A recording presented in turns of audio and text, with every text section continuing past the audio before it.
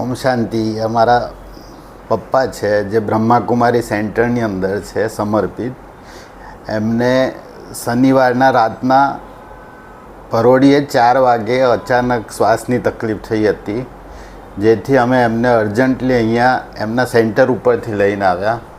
પણ હોસ્પિટલનો સ્ટાફ તથા અહીંના ડૉક્ટર્સે અમને એટલો સપોર્ટ કર્યો કે એમને 1.5 કલાકની અંદર એકદમ નોર્મલ કરી દીધો. નોર્મલ પેશન્ટ તરીકેની ટ્રીટમેન્ટ એમને શરૂ કરી દીધી. એમના ડૉક્ટર હતા ગોપાલભાઈ રાવલ, જે ફેફસાના ડૉક્ટર છે.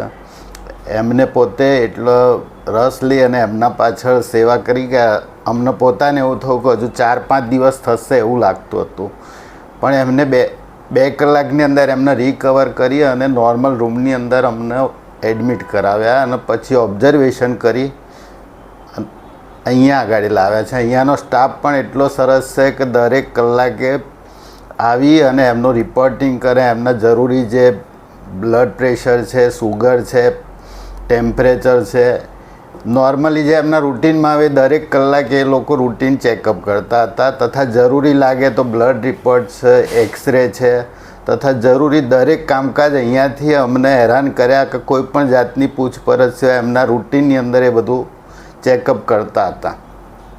આજે અહીંનો સ્ટાફ પણ અમારા માટે એટલો રિલાયબલ છે કે અમે કોઈને રેફર કરીએ કે કંઈ પણ નાની મોટી તકલીફ હોય ને છતાં બીજે જવા કરતાં હોસ્પિટલની અંદર તમને એવરોન હોસ્પિટલ જે આપણે અહીંયા સરદાર પટેલ સ્ટેડિયમની પાસે બાવલાની પાસે છે, અને ડૉક્ટરનો સ્ટાફ, નર્સિંગ સ્ટાફ તથા અન્ય જે લિફ્ટમેન સુધીનો સ્ટાફ સરસ છે કે જે તમને કોઓપરેટ કરે છે અને માનવતાની દૃષ્ટિએ દરેક વસ્તુ સહાય કરી રહ્યા છે. બીજી હોસ્પિટલની જેમ તમે અત્યારે નહીં પછી આ લાવો પેલું લાવો, કોઈ પણ વસ્તુ એટેન્ડ કરવા માટે અમારે પોતે દોડવું નથી પડ્યું. એ એનો મોટો પ્લસ પોઈન્ટ છે. મારા પિતાજીની ઉંમર 86 યર છે. અત્યારે એ પોતે નોર્મલ છે અને આજે અમને ડિસ્ચાર્જ આપવાના છે અને કોઈ પણ જાતની બીજી હેરાનગતિ નથી. ડિસ્ચાર્જ માટે એમને હમણાં કહું ને અમે કલાક પછી ઘરે પણ પહોંચી જઈશું એવી અમને. આ મારો નાનો ભાઈ છે, એ પણ આવતો જતો હોય છે, પણ અમારી કોઈ જરૂરિયાત હોય એવું લાગ્યું જ નથી અહીંયા.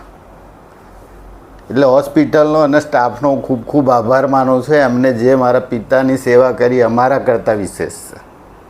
ઓમ શાંતિ.